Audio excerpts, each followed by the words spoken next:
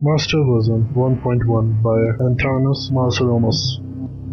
नमस्कार दोस्तों, आज हम बात कर रहे हैं एक ऐसी किताब की जो आपको सिर्फ डराई ही नहीं बल्कि सोचने पर मजबूर कर देगी। ये कहानी है तकनीक, यादों और पहचान की गहराइयों में उतरने की। आज की किताब मास्टर वर्जन 1.1 जिसे लिखा है एंथोनस मार्सेलस ने। यह कोई आम साइंस फिक्शन नहीं है, यह एक बौद्धिक और मनोवैज्ञानिक यात्रा है जो भविष्य की एक ऐसी झलक देती है जहाँ इंसान और मनुष्य की सीमाएं धुंधली पड़ जाती हैं। मार्सेलिनियस इस किताब में एक ऐसी भविष्य रचते हैं जो एक तरफ डरावना है और दूसरी तरफ कविता की तरह सुंदर। यहाँ आर्टिफिशियल इंटेलिजेंस सिर्फ एक तकनीकी नहीं, एक चुनौती है इंसानी अस्तित्व के लिए। कहानी का हर वाक्य इस तरह लिखा गया है कि आप उसकी गहराई में डूब जाएंगे।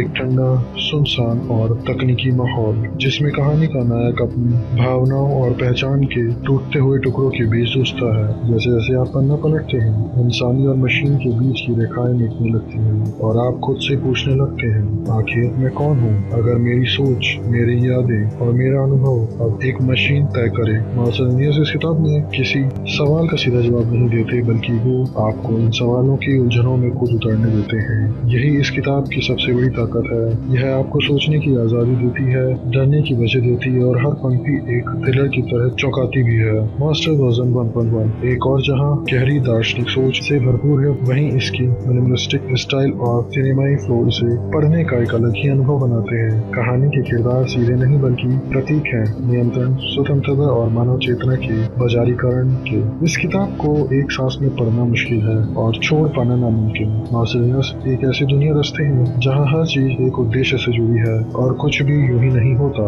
यहाँ हर संवाद, हर दृश्य, हर खामोशी एक संदेश देती है। अगर आपको तल्खलिक की कहानियां पसंद है या ब्लैक मिरर की कहानी की गहराई में उतर चुके हैं तो मास्टर वर्जन 1.1 आपके लिए है। यह किताब एक मनोवैज्ञानिक थ्रिलर के लिबास में छुपी हुई एक दार्शनिक साधना है। तो अगर आपको यह जानकारी पसंद आई हो तो अपनी कॉपी जरूर लीजिए और इस भविष्य की रहस्यमयी, डरावनी और विचारोत्तक दुनिया में खो जाइए। मिलते हैं अगली कहानी में, तब तक सोचते रहिए कि आप असल में आप हैं या आपकी कोई प्रोग्राम की गई वर्जन, और अपने खाली समय का आनंद उठाइए।